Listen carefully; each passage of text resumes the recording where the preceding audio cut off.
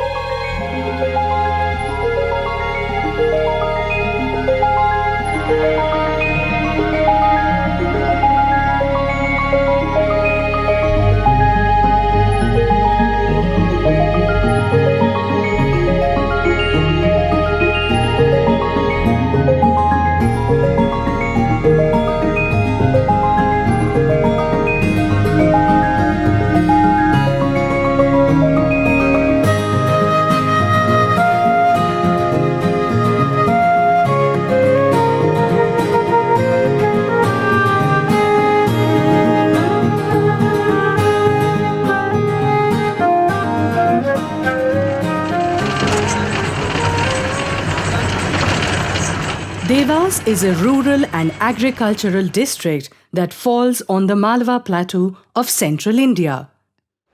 Characterized by black soils and a hot tropical climate, it is also the home of nearly 1,000 hamlets and villages.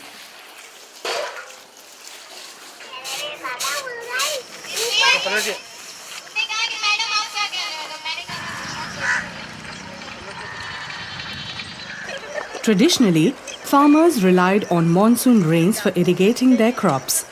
But the Green Revolution of the 1960s gave them the technology to access groundwater, and they were assured an abundant water supply. However, these groundwater reserves were severely depleted within a few decades, and the previously thriving tube wells became dry.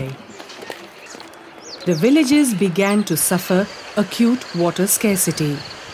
Without irrigation, they had no food, no hope, and absolutely nowhere to turn for help.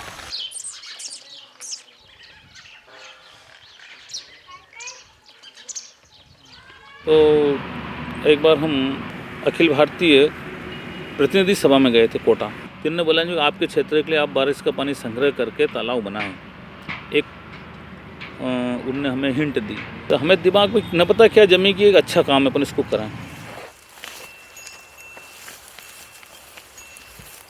जिस जगह खड़े अपन, ये रघुनाथ सिंह जी तोमर का तालाब है। इन्होंने तालाब की शुरुआत करी, इन्होंने मुझे बुलाया था, तो मैंने इनको हंसी में कि यार ये पागलपन कर रहे हैं यार, तालाब खुदाने से क्या फ़ायदा होगा। और इन्होंने बुलाया, मैं रोड से निकल गया, नहीं आया मैं। इनके दोनों भाई में विवाद हुआ कि ऐसा मत करो, ऐसा मत करो, अपनी ज़मीन ख़राब हो रही है, ज़मीन कम हो रही है। इन्होंने नहीं मना, इन्होंने अपना जुनून था, इन्होंने तालाब बनाया।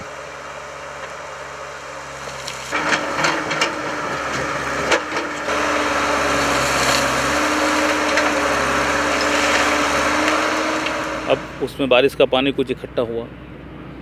अब उस सिंचाई जितना हमको सिंचित किया था उस तालाब से, उसका 1,20,000 रुपये लोगों को दिखा कि इनको ज़्यादा मिला। इतना लगा कितना हमारा 52,000। तो हमारा कुछ आत्मविश्वास बहुत बड़ा। आत्महत्या इतना बड़ा कि हम चाहो जिससे बोल रहे हैं कि तालाब खोदो सिंचाई करो, तालाब खोदो सिंचाई करो।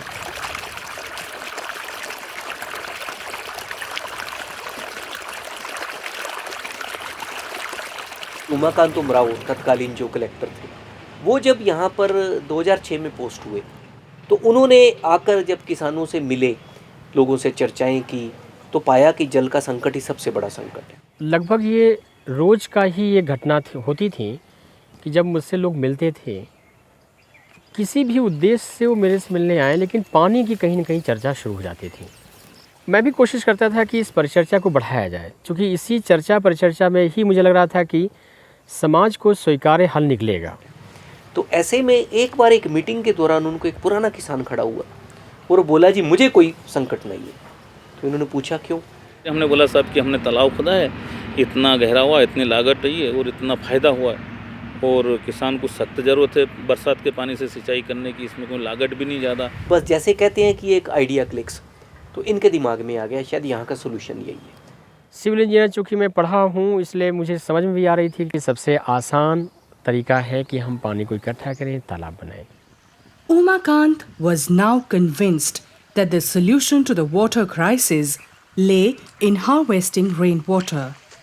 He began to travel from village to village to speak to the farmers and convince them of this approach. But persuading the farmers to allocate land and money for a pond would require a convincing argument.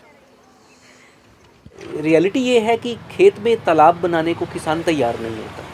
वो उनको लगता है कि तालाब खोदना बहुत महंगा है और इसमें बहुत हानि होगी। साथ ही उनको एश्योर नहीं होता कि तालाब भरेगा कि नहीं भरेगा। लेकिन मुझे ऐसा लगता था कि यदि हम जल संरक्षण को इकोनॉमिक्स से जोड़ें, जो केवल इकोनॉमिक्स प्रॉफिट पे बेस्ड हो, तो लोग इन्वेस्ट भी करेंगे और इसके लिए आगे भी आएंगे। जब हमने क्षेत्र के किसानों को से संबंधित चर्चा की तो 5 ऐसे किसान उभर के आए जिन्होंने ये कहा कि नहीं, हम अपने खेतों में तालाब बनाएंगे पहले। तो हमें एक पॉजिटिव साइन लगा। हमने हमारे यहाँ देखा कि हमारे कुएं सूख गए, नदी सूख गए, ट्यूबवेल बो गए, हमारे सब पैसे खत्म हुए, तो विकल्प यही था कि तालाब बनाओ और पानी बनाओ। When the first few farmers had agreed, a team of engineers and agricultural scientists surveyed their fields and planned the construction. The ponds were dug in the low-lying area of the field, so all the rainwater could flow into the pit. Once collected, the water could be drawn out using diesel engine pump sets and diverted to any part of the field using pipes. खुदाई के लिए एक राजस्थान से tractor जो specialist रहते हैं, तो इन tractors का भी उपयोग किया गया था। जैसे ट्रैक्टर्स खोदता था, मिट्टी को डालता था और उसके बाद उसके ऊपर से वो घूमता था, तो कॉम्पैक्शन का भी ऑटोमेटिक रोटेशन होता रहता था। When the construction was complete, the vanguard farmers waited for the monsoon rains with great anticipation. All their lives' savings were at stake, and the entire year's harvest was hinged on the success of these tanks.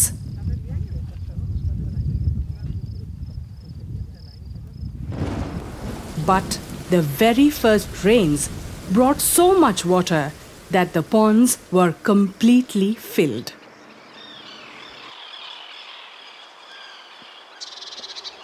When the monsoons receded, they left behind water-filled ponds, glinting in the farmlands like precious blue gems, bearing a promise of hope and happiness. और पहली बार जब बारिश हुई और जब बारिश का पानी उन्होंने एकत्रित किया और उसके बाद जब उन्होंने रबी की फसल ली, तो उन्होंने पहली फसल में ही उनकी लगाई गई लागत उससे निकाली।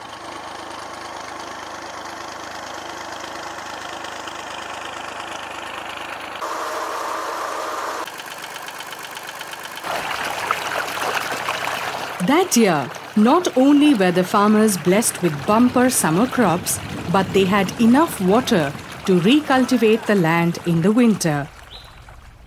The profits earned through the sale of surplus grain helped them break even within 1 or 2 harvests. उस समय हमारे गांव में एक छोटा सा तालाब बनाया गया। उस मतलब 1 बीघे तालाब से 10 बीघे ज़मीन सिंचित की। लोगों ने देखा, पड़ोसियों ने देखा, हमने भी देखा। हमने भी सोचा कि क्यों, ये तो मुनाफे का धंधा है।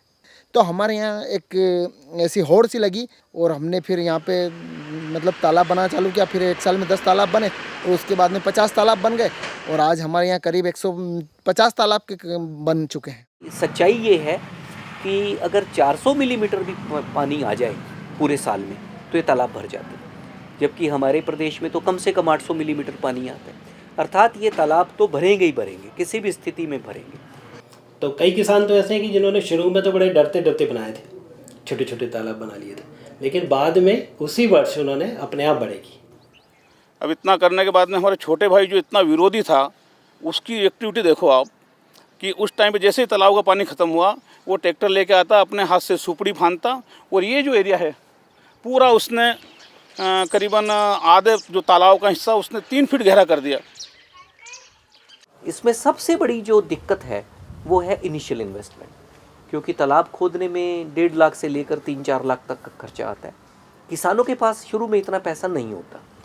तो अब हमें ज़रूरी है कि कोई एक फ़ंड इकट्ठा किया जाए जिसके द्वारा लोग इसमें से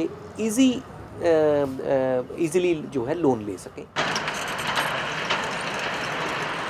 Although banks had initially refused to sanction loans for pond construction, they soon relented under Uma Khan's persistence and the evidence that this investment was profitable. The government also began to grant part subsidies for the construction of ponds.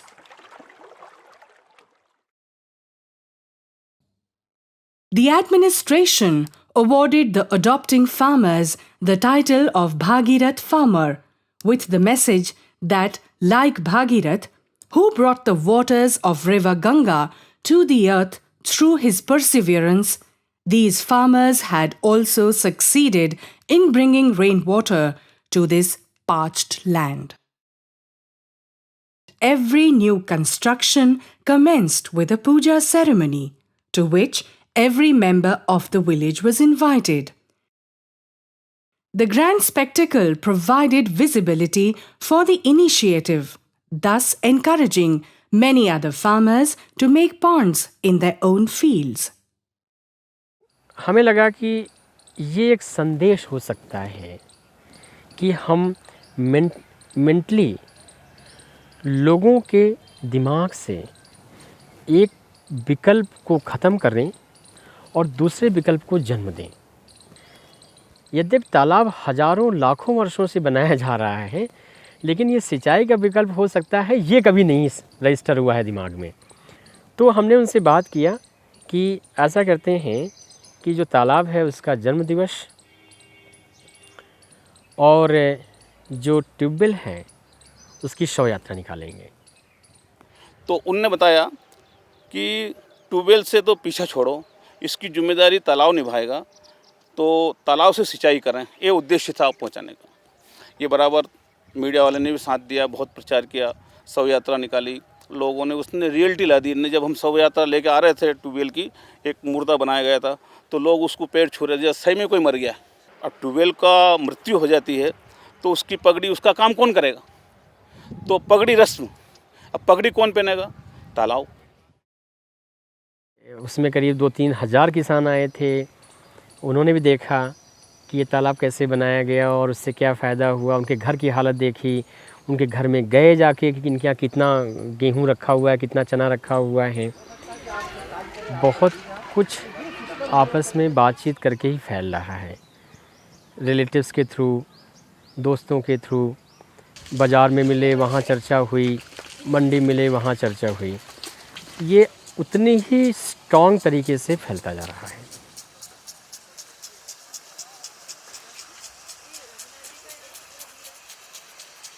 अब करीब 90% हमारे गांव का पूरा area सिंचाई का हो गया। सिंचाई में 1 पानी या 2 पानी। गांव के अंदर कोई भूखा नहीं रहेगा, गांव के अंदर कोई परेशानी नहीं रहेगी, अच्छी फसल होगी, सब लोग सक्षम रहेंगे और वाटर लेवल अपने यहाँ दिन पर दिन बढ़ता है। और कभी भी भविष्य में इस गांव के अंदर पानी पीने की समस्या कभी भी नहीं आएगी ज़िंदगी में। जिसकी ज़मीन बची है वो सब तालाब की तरफ डाइवर्ट हो रहे हैं, खोदते चले जा रहे हैं। हजारों ऐसे ट्यूबवेल और कुएं हैं जिनमें पानी नहीं था, सूख गए थे, वो सब रिजनरेट हो गए, उनमें पानी आ गया, लोग प्रयोग करने लगे उनका।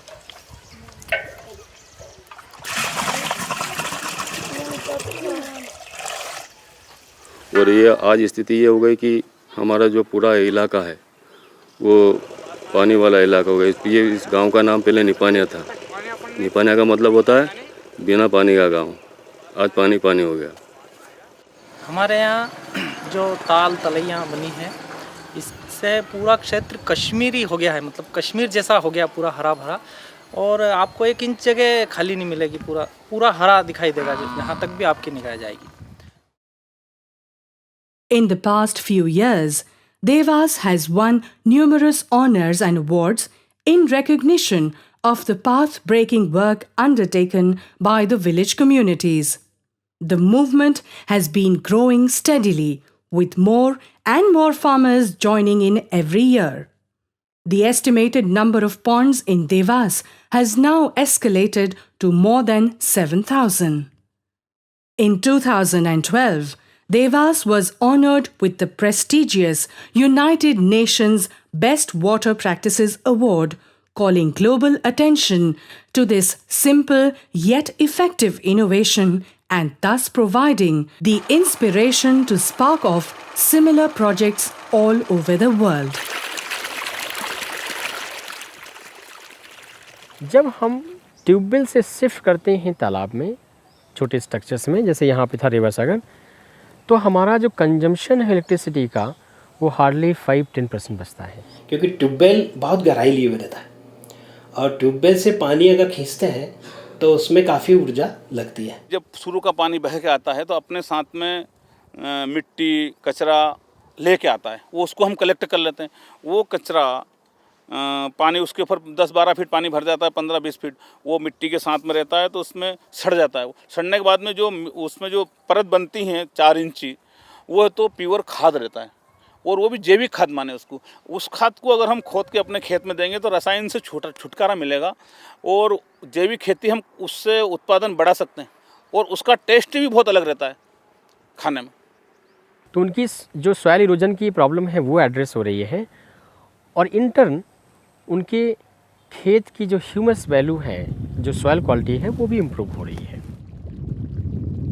मेरी शुरुआत मेजर प्रोजेक्ट से हुई। सरदार सरोवर प्रोजेक्ट है, नर्मदा सागर बांध है। तब मुझे ऐसा लगता था कि छोटी छोटी संरचना से क्या फ़ायदा होता, एक बड़ा अच्छा डैम बना दो, इतने लाख हेक्टर की सिंचाई कर दो, ऐसा मेरा दिमाग में था। तो मैं बड़ा हंसता था, मुझे हंसी भी आती थी। लेकिन जब मैंने देखा कि नहीं, इन छोटी छोटी संरचनाओं का कम से कम लागत में अधिक से अधिक अगर फ़ायदा होता है तो क्यों ना इसे अपनाएं, तो मुझे ऐसा लगा कि नहीं, एक सूत्र है जो जीवन को बदल सकता है। तो मेरे जीवन को भी इसने बदला। इसके माध्यम से सिंचाई करना अति उत्तम है, न कि बड़े बड़े डैम बनाकर।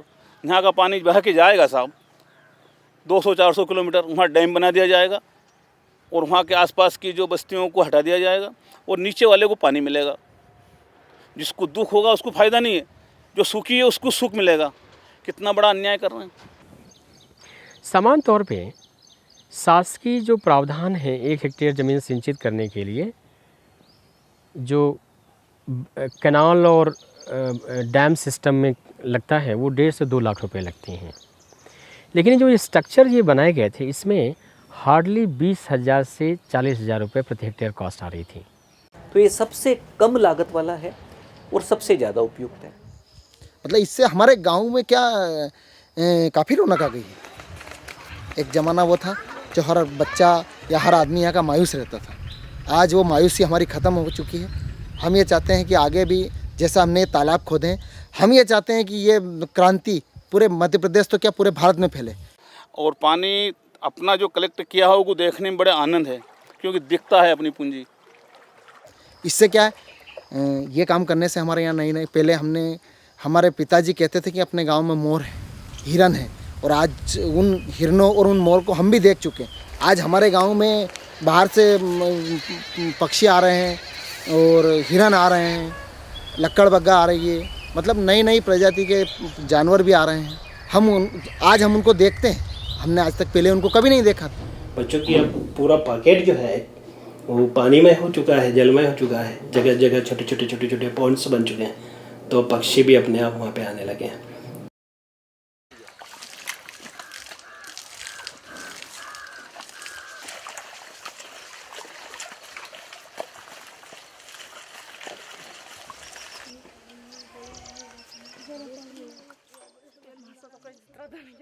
पानी नहीं थे, पीने को पानी, नहाने धोने का पानी नहीं था। को से चरू बाल्टी उनसे खींच को लाते थे। यहाँ से तो पूरे जितना काम है वहाँ से बेड़ा से माथा पर बेड़ा धर पड़ाते थे। तो अब जो होल लग गए और बर्मा भी लगे तो उससे बहुत पलावना। इस हरनाउदय में पहले सब कच्चे मकान थे, अब टोटल पक्के मकान हैं। आजकल तो गाड़ी 4 व्हीलर 2 व्हीलर बहुत सारी हो चुकी, बाकी पहले कुछ भी नहीं था, जाना आना पैदल जाना था, कहीं पे भी सड़कें नहीं थी। आजकल तो सब पक्की सड़कें बन चुकी है। हमारे यहाँ प्रति घर पर शौचालय है, करीब प्रति घर पे है। बाकी अब तो गांव में अब स्कूल खुला 2-3 साल हो गए, वहाँ पे अच्छा CBSE अच्छा है, तो आजकल वैसे दूर से लोग नहाने लग गए उसमें। किसी लोगों की ये रहती कि नहीं अभी पैसे नहीं है, लड़का ही पढ़ ले, वो ही कमाएगा, लड़की क्या करेगी पढ़ के। पर आजकल क्या लोगों की आमदनी बढ़ी, उन्होंने सोचा लड़का और लड़की सब सामान सबको साथ में एक जैसा रखे, साथ में जाना, एकदम हर व्यक्ति की सोच में बदलाव आया है। दरबार ने तलवा खुलाया जब से मेरे को डबल मजदूरी मिल रही है। दिन की अलग देते हैं मेरे को, रात की अलग देते हैं मेरे को। हाँ, और सब बात से मेरे को अच्छी दाड़ की मिल रही है। हाँ, मेरे परिवार पाल रहा हूँ, मेरा धन ढोरे बकरा बकरी ढोर भैंस वो सब मेरे यहीं से पलते हैं। और 2006 में जब मूवमेंट शुरू हुई और 2010 तक 4 साल में शायद 4,500 तालाब बन गए थे। 4,500 तालाब काफ़ी होते हैं। अगर हम हेक्टेयर मीटर देखें तो शायद 10,000 हेक्टेयर मीटर पानी उन्होंने इन्हीं तालाबों में रोक लिया था।